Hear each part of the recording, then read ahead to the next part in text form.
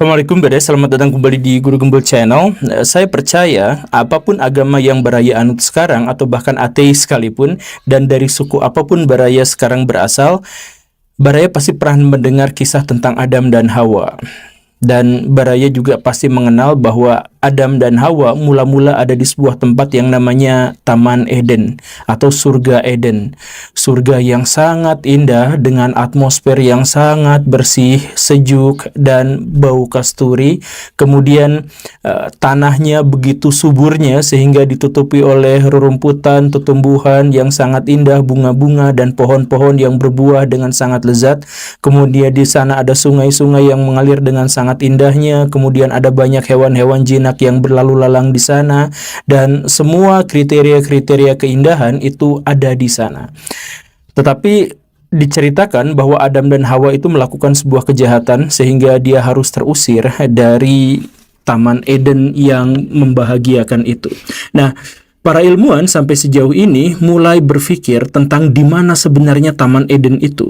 Bahkan para ilmuwan yang tidak percaya pada Tuhan atau tidak percaya pada Adam dan Hawa itu masih tergelitik untuk mencari informasi sebenarnya di manakah Taman Eden yang dimaksud itu.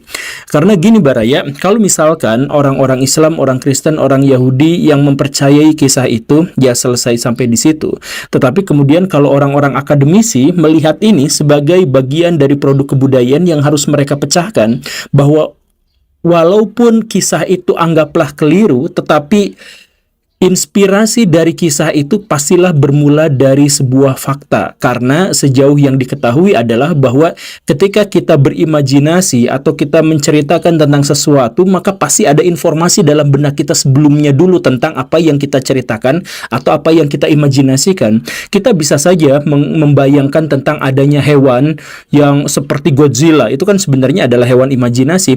Tetapi partikel-partikel Godzilla itu sebenarnya tersusun dari banyak sekali hewan-hewan lain yang kita pahami dan kita ketahui. Jadi Godzilla itu sebenarnya bukan gambaran imajinasi kita belaka, tetapi merupakan gabungan dari banyak sekali informasi-informasi yang kita pahami terkait dengan makhluk-makhluk yang sangat mengerikan. Begitu. Nah, karena manusia tidak diizinkan untuk berimajinasi tentang sesuatu yang tidak pernah mereka lihat sebelumnya, maka para ilmuwan pun berpikir kalau orang di zaman dulu menceritakan tentang Taman Eden yang seperti ini dan seperti itu, maka mereka pasti memiliki inspirasinya. Nah, tapi di mana inspirasi itu? Nah, inilah yang kemudian menjadi cukup membingungkan para ilmuwan, karena begini Baraya, kalau kita misalkan melihat dalam referensi Alkitab, kita menemukan bahwa Taman Eden itu secara eksplisit merujuk pada satu tempat, di mana tempat itu dialiri oleh 4 sungai,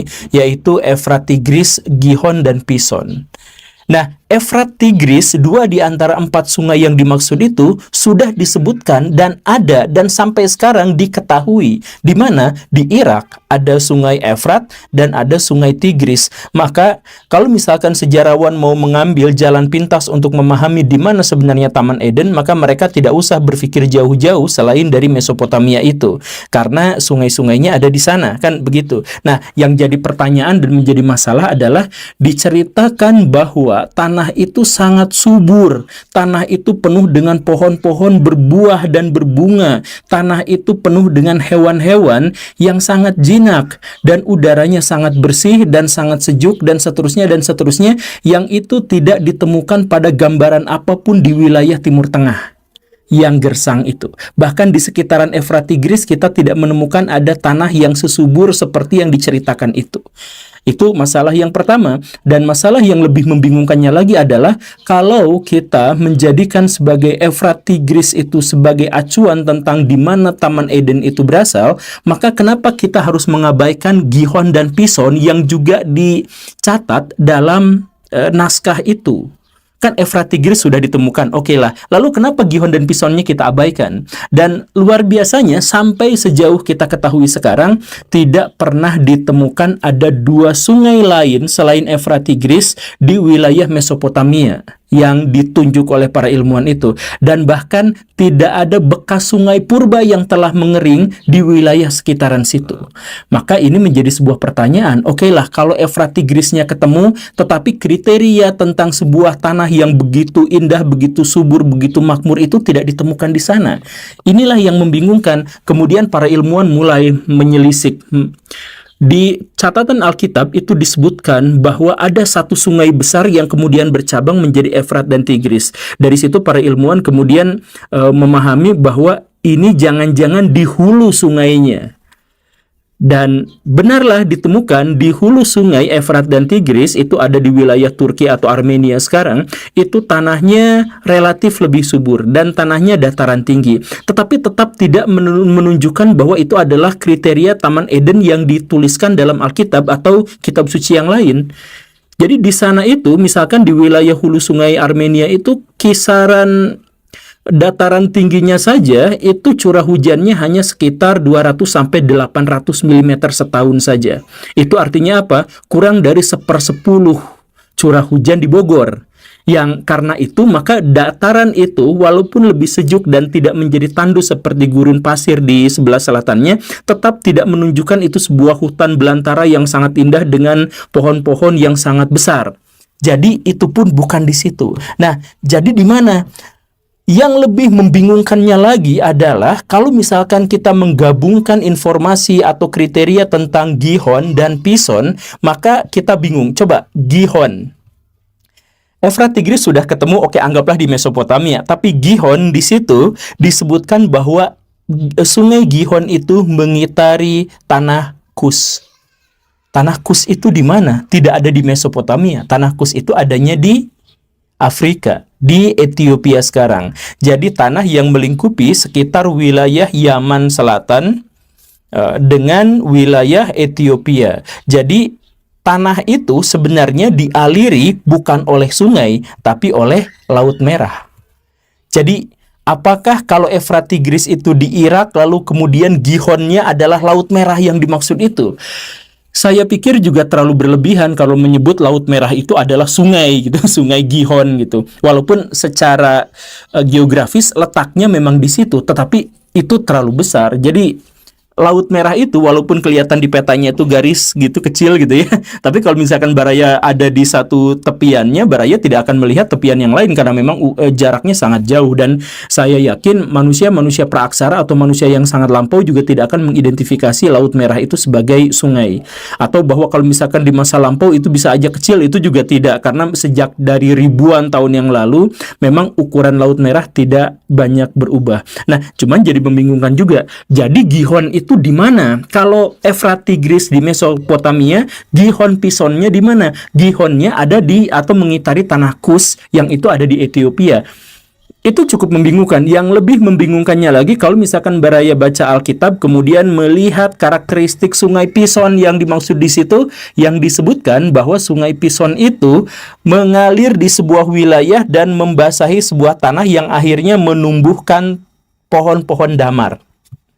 Apa yang membingungkan di situ adalah bahwa pohon damar itu tidak ditemukan di Timur Tengah di masa lampau, bahkan tidak ditemukan di Timur Tengah di masa modern.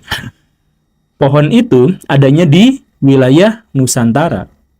Jadi, apakah Gihon di Afrika, Pison di Indonesia, Efrat Tigris ada di Mesopotamia, dan kita menganggap bahwa itu semuanya adalah Taman Eden? Taman Eden, taman yang sebegitu besarnya. Nah, inilah yang membingungkan para ilmuwan. Jujur saja, sampai sejauh ini kita menemukan ada puluhan hipotesis terkait di mana sesungguhnya Efrat Tigris, Gihon, Pison itu. Mungkinkah sebenarnya tidak ada di keempat tempat yang dimaksud itu? Mungkinkah Efrat Tigris yang dimaksud itu bukan di situ, tetapi nama Efrat Tigris dinamai belakangan justru sesuai dengan cerita yang beredar terkait dengan Efrat Tigris, Gihon, Pison itu? Mungkinkah orang-orang Mesopotamia di zaman lampau ketika dia mendengar folklore atau cerita terkait dengan Adam dan Hawa yang di situ diusir dari sebuah taman yang ada Efrat dan Tigrisnya, kemudian menggelari sungai tempat tinggalnya itu sebagai Efrat dan Tigris? Bisa saja kan seperti itu. Oke, dari sekian banyak hipotesis itu, mari kita merujuk pada salah satu hipotesis yang paling menarik, khususnya untuk orang Indonesia, yaitu bahwa Taman Eden itu pasti adanya di Nusantara. Kalau Baraya menganggap bahwa hipotesis ini berlebihan atau hipotesis ini sebenarnya mengajukan kepada kita kebanggaan semu terkait dengan Nusantara sebagai awal mula peradaban, ya itu bisa jadi dilihat dalam perspektif itu. Tetapi harus diakui bersama bahwa cerita bahwa Taman Eden ada di wilayah tropis itu adalah hipotesis yang paling umum untuk orang-orang Kristen Eropa di abad pertengahan. Karena pikiran mereka adalah bahwa mereka selama ini sudah menjelajah wilayah-wilayah yang sangat luas. Mereka ada di Eropa dan ada di Timur Tengah. Mereka ada di tempat yang dingin dan ada yang di tempat yang panas. Tetapi mereka tidak pernah menemukan ada sebuah wilayah dengan kondisi geografis yang kurang lebih seperti digambarkan dalam Alkitab. Jadi mereka menduga kalaupun Taman Eden itu ada di bumi, maka mereka meyakini taman itu pasti ada di wilayah Khatulistiwa. Begitu, itu landasan dasarnya. Bahkan Christopher Columbus ketika dia pertama kali datang ke benua Amerika, ke wilayah yang sekarang dinamai dengan negara Columbia, di wilayah itu dia meyakini 100% bahwa disitulah ada Taman Eden itu. Dia yakin Taman Eden ada di sekitar itu. Kenapa? Karena dia melihat profil tanahnya, profil tanah tropis itu sangat mirip dengan profil tanah yang diceritakan dalam Alkitab terkait dengan Taman Eden. Nah, ditambah lagi ada sebuah pikiran bahwa Adam dan Hawa itu pasti munculnya di situ, di taman yang sangat subur, yang sangat indah, dan seterusnya dan seterusnya. Kemudian karena satu hal didepak keluar dari tanah yang subur itu, sehingga masuklah ke sebuah wilayah yang tidak terlalu subur, bahkan kering kerontang sama sekali sebagai hukuman. Jadi kalau misalkan dipikirkan orang yang hidup sejahtera, melakukan kejahatan, dibuang ke tanah yang kering kerontang, itu kan masuk akal, itu kan sangat wajar. Nah, masalahnya berikutnya adalah di mana wilayah tropis yang dimaksud itu? Apakah di sekitaran wilayah India Selatan atau di sekitaran wilayah Afrika nun jauh di sana itu dan lain sebagainya. Nah, pada perkembangan-perkembangan selanjutnya cerita tentang Eden atau hipotesis tentang Eden ada di daerah tropis itu kemudian dilanjutkan bahwa Eden yang dimaksud kemungkinan besar ada di wilayah Nusantara.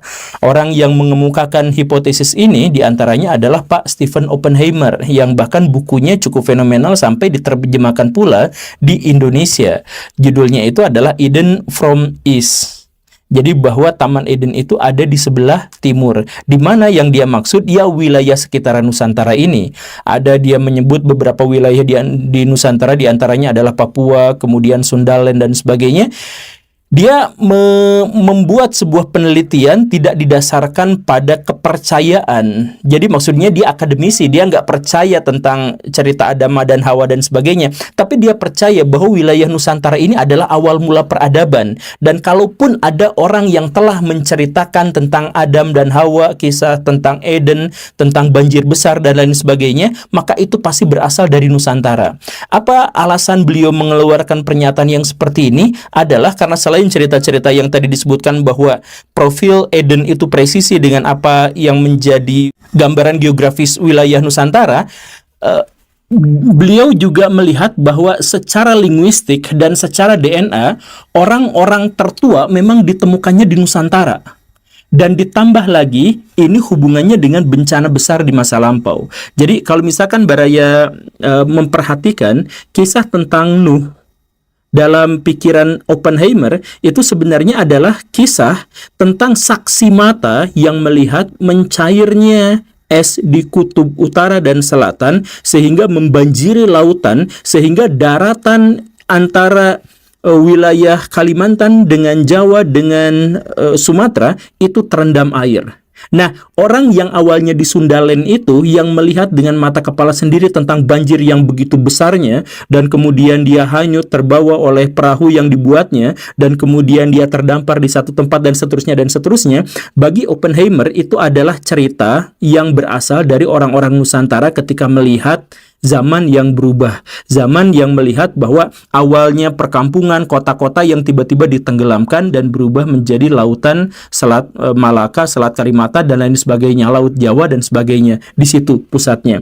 Bahasa dia melihat, DNA dia melihat, kemudian mitologi-mitologi dia melihat dan seterusnya dan ditambah lagi sebuah argumentasi yang sangat sederhana bahwa belasan ribu tahun yang lalu, manusia-manusia praaksara itu akan sangat kesulitan dan tidak mungkin mengembangkan sebuah peradaban di wilayah yang dingin. Sekitar 15 ribuan tahun yang lalu, 13 ribu tahun yang lalu, sampai 11 ribu tahun yang lalu, dunia ini mengalami zaman es. Zaman di mana suhu rata-rata di bumi lebih rendah 15 derajat Celcius daripada di zaman sekarang. Jadi kalau misalkan baraya orang Bandung yang hidup 13.000 tahun yang lalu dan ada di sini, maka baraya akan menikmati suhu sekitar 15 derajat Celcius. Adem, sejuk, dan bisa bertahan hidup. Tapi kalau misalkan baraya tinggal di Korea 13.000 tahun yang lalu, suhu di sana bisa mencapai minus 10 derajat Celcius. Dan bayangkan kalau baraya adalah manusia praaksara yang tidak memiliki penghangat ruangan, tidak bisa bikin mantel dan lain sebagainya, kemudian harus hidup di sana, bahkan ketika baraya bisa bertahan hidup, baraya tidak akan bisa menghasilkan peradaban yang signifikan.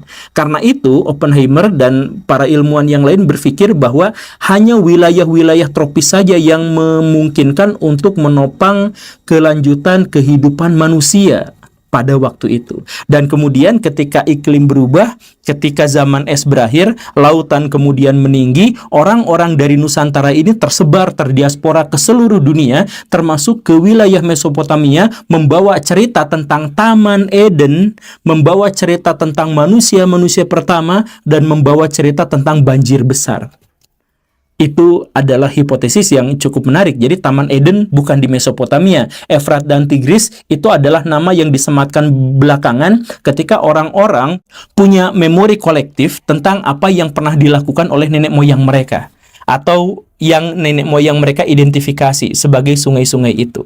Nah, apakah begitu? Ya, sebenarnya ini menentang arus utama, karena sebenarnya tetap saja lebih mungkin menyebut Efrat dan Tigris itu di Timur Tengah dengan alasan-alasan misalkan bahwa wilayah-wilayah yang disebutkan dalam Alkitab secara spesifik menyebut itu ada di wilayah Timur Tengah. Jadi kalau misalkan melihat kitab Kejadiannya saja, ya mungkin bisa aja disebutkan dimanapun. Tetapi kalau secara keseluruhan Alkitab itu kan latarnya itu adalah kisah tentang orang-orang Timur Tengah. Jadi sampai sejauh ini teori ini masih dianggap sebagai teori pinggiran. Atau bagaimana dengan teori atau hipotesis lain yang menyebutkan bahwa Taman Eden itu ya di bumi ini secara keseluruhan. Makanya seperti yang dijelaskan tadi, kalau misalkan karakteristik Gihon itu ada di Afrika, kemudian Pison itu ada di Nusantara, kemudian Efrat dan Tigrisnya ada di Mesopotamia, ya bisa aja bahwa dunia secara keseluruhan itu adalah Taman Eden yang dimaksud itu. Cuman kemudian kalau Taman Eden yang dimaksud itu memang sejak awal bumi, lalu bagaimana cerita bahwa Adam dan Hawa diturunkan atau dijatuhkan atau diusir keluar dari Taman Eden? Masa keluar dari bumi gitu ya? Nah, hipotesis ini kemudian juga dilengkapi dengan sebuah gagasan spiritual bahwa sebenarnya manusia tidak pernah keluar dari Taman Eden. Kita masih ada di Taman Eden. Kita hanya dikeluarkan dari kebahagiaan Taman Eden karena telah melakukan kesalahan tadi itu. Melakukan kesalahan yaitu mungkin dalam pikiran spiritual itu reproduksi. Dari reproduksi itulah kemudian beranak cucu dan akhirnya menghasilkan peradaban, yang peradaban itu menghancurkan bumi seperti yang kita ketahui sekarang. Jadi Eden itu bumi dan hancur gara-gara manusia. Itulah dosa manusia yang pertama itu dan kemudian berkelanjutan sampai sekarang. Makanya dosa awal itu ditanggung oleh generasi-generasi yang selanjutnya sampai sekarang kita gitu. Coba seandainya nenek moyang kita itu tidak melakukan dalam tanda kutip ya aktivitas seksual dan kemudian bereproduksi, mungkin ya Taman Eden ini selalu cukup untuk memenuhi kebutuhan manusia, tetapi gara-gara kita melakukan dosa itu ya akhirnya berkelanjutan sampai sekarang dan seterusnya dan seterusnya. Begitu. Itu sekali lagi itu hipotesis. Saya ingin menjelaskan beberapa hipotesis di sini karena ada banyak baraya, ada puluhan hipotesis terkait dengan di mana sebenarnya Taman Eden itu. Ada bahkan yang menyebut bahwa Taman Eden itu ada di rongga bumi. Jadi kalau misalkan baraya nonton film Godzilla versus Kong yang kemarin itu, yang latarnya mengisahkan bahwa di rongga bumi, di inti bumi itu ada sebuah peradaban, karena memang di situ ada iklim, ada atmosfer, bahkan ada sumber matahari dan sumber energinya, maka itu juga sebenarnya adalah salah satu hipotesis tentang bahwa surga itu ada di sana. Dulu beberapa ilmuwan, beberapa sastrawan pernah menceritakan atau pernah berhipotesis seperti itu. Ada bahkan juga yang menyebut bahwa Taman Eden itu ada di kutub utara, ada yang menyebut di kutub selatan, ada yang menyebut itu adalah di Jordania, ada di mana-mana gitu. Banyak sekali hipotesis-hipotesis itu. Tapi coba bagaimana dengan hipotesis yang lain yang menyebut bahwa Taman Eden itu bukan ada di bumi, tapi di luar bumi. Saya kemarin membaca sebuah artikel yang ditulis oleh seorang Muslim.